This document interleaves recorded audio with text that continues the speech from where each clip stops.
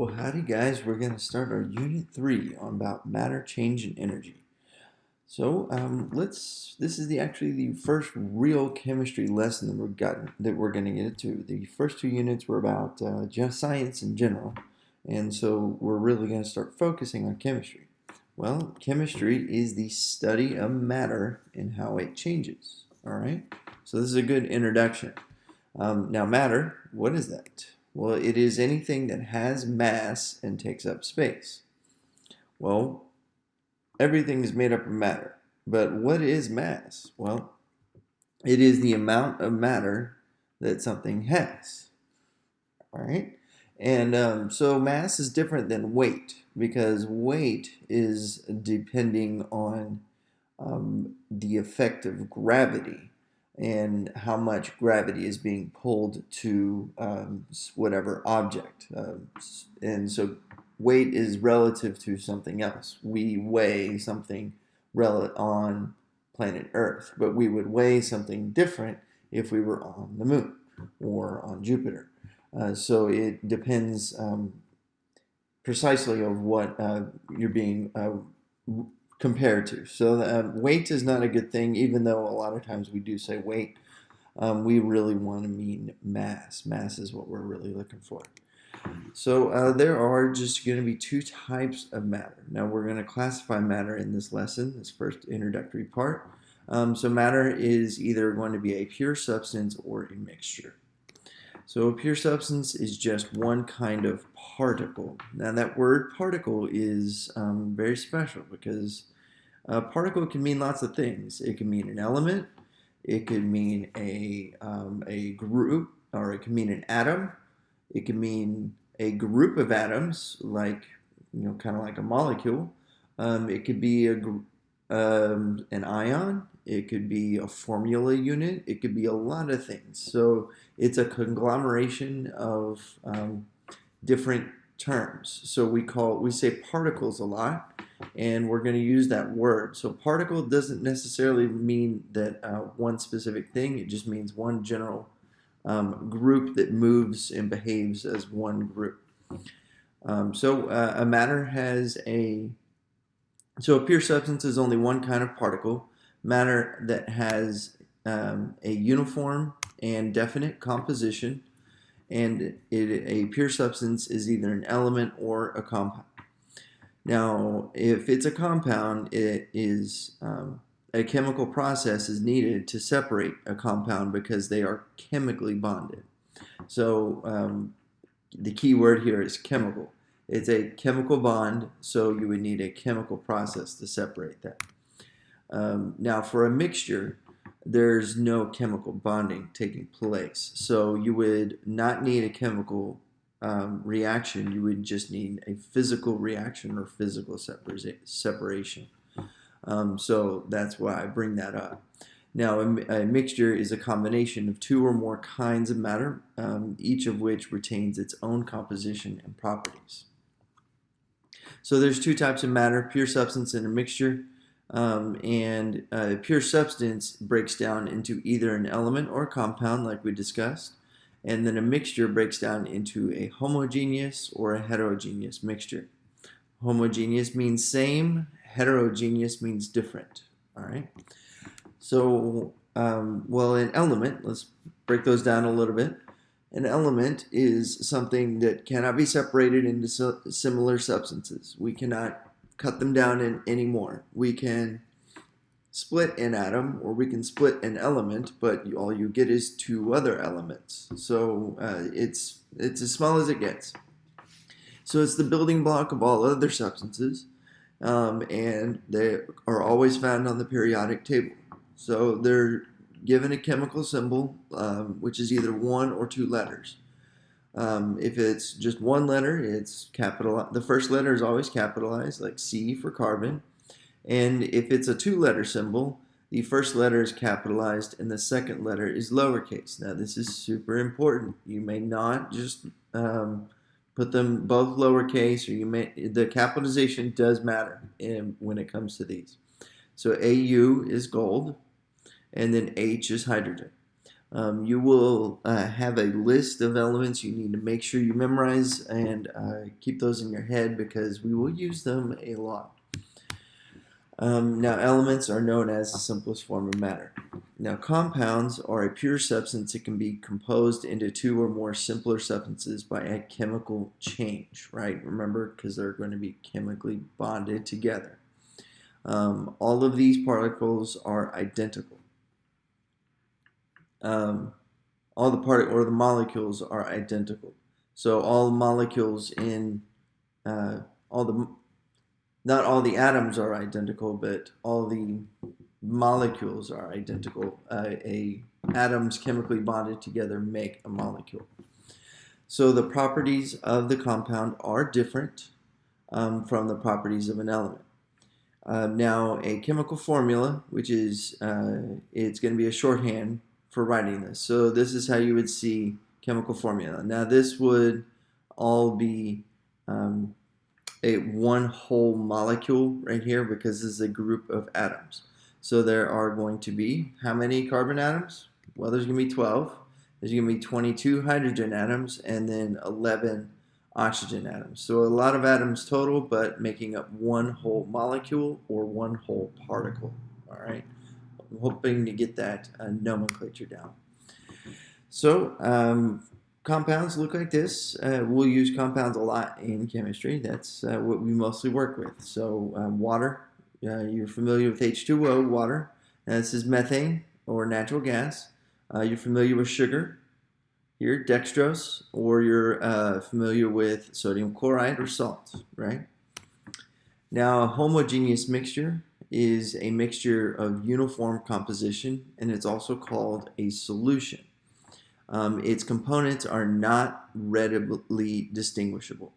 So this is the best way to define this is imagine this mixture in your head, and then think, can I see two different parts?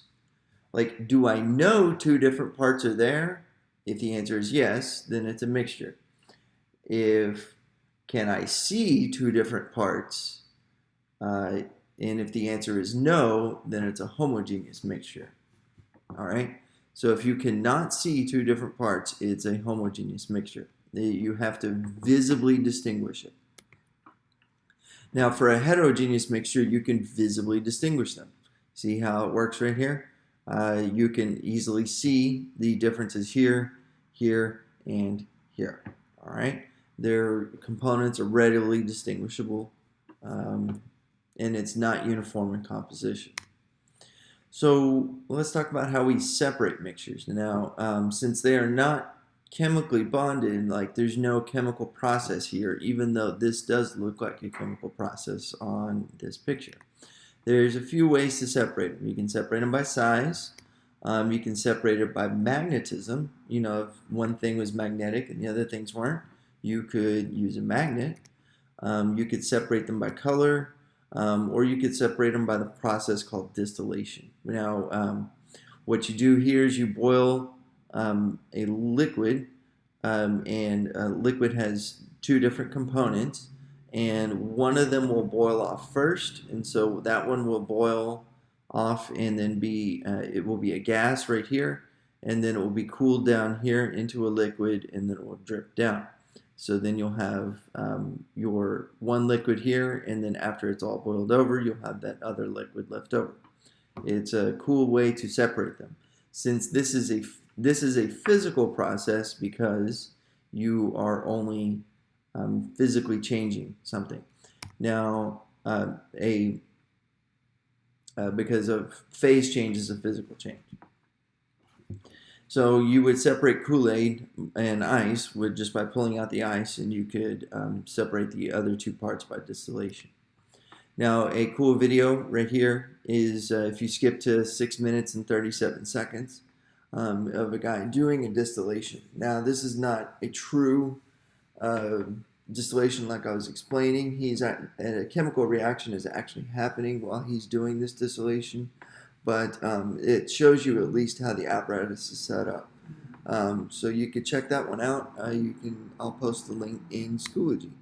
So the different types of separation It could look like this. If you're separating them by size, you could use a sieve. You could separate them by color or just by size here. Now, if we use squares, circles, or triangles to represent different types of atoms, draw an example of a homogeneous mixture, heterogeneous mixture, element, and compound. So I want you guys to practice, pause the video, and try to check your understanding. See if you could draw little particle views of what I'm talking about. Go ahead and I'll wait. Okay, welcome back. It is, hopefully you have something like this. See how I've got my particles here? Now for the elements, they're all exactly the same and they're not chemically bonded together right here. Now if we have our compound right here, each particle right here is exactly the same. You could have put a square here and a circle here that was bonded together. Now for this homogeneous mixture that looks kind of like this one, how does the homogeneous mixture and the compound look different? Well, the homogeneous mixture, you can tell that they're not chemically bonded together. You see they're not exactly next to each other. On this compound one, you can see that they are next to each other. You have to look real close, but they are actually attached. So that shows a chemical bond right here. This is the difference. So for homogeneous mixture, they're evenly spread out so that you would not on a particle view separation. Now for a heterogeneous mixture, you see these clumps. All right, so this is what we're looking for if we shrunk down into the microscopic and we could actually see the molecules happening. That's why we call it a particle view. All right, let's check for our understanding. This is in your notes. Go ahead and write this down. I know this is in your notes, and I'll wait for you. Okay, welcome back again.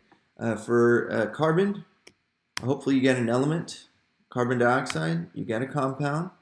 Now, air is a tricky one. Think about air. You have three compounds, but they are all mixed together, so you cannot see them, so it's a homogeneous mixture. Salt water, it's a homogeneous mixture. You have salt and water. You cannot see the salt, so we're going to call it homogeneous.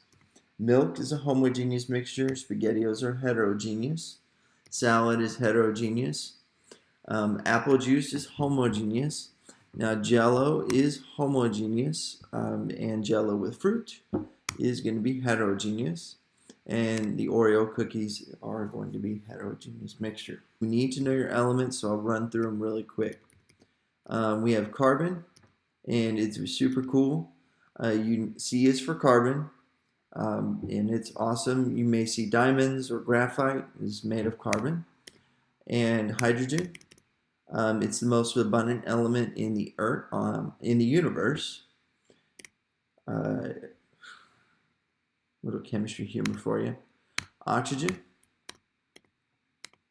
We need it to breathe, and fires need it to burn, so fires need it to live too. Now, sodium is Na, big one that we use all the time, but it's not logical, so you need to remember that sodium is Na. If you throw it in water, it explodes. Looks pretty cool. And if you mix it with chlorine, it makes salt. All right. And I love that one. Love that one too. Another good one. All right. So, is this an element or a compound? That's a compound. Water is a compound. Element or compound? That's an element. That's an element. That's a compound. That's an element. That's a compound. So how can I recognize a substance, like between an element or a compound? Good question. Well, you could tell by its uniform properties. So you could recognize a pure substance there that way. And you could recognize it by its formula, its definite formula. And how could you distinguish between an element and a compound? Well, elements are on the periodic table, and they have one or two letters, and the first is always capitalized, and then compounds will have formulas. So they'll have two or more letters, two or more sets of letters, capital letters, and usually with subscripts. They will end in "ide," "ate," "ite," or something like that. All right, that's going to be it. Your homework is to do the 3.1 little assessment thing in Schoology, and that's going to be all. Have a great day.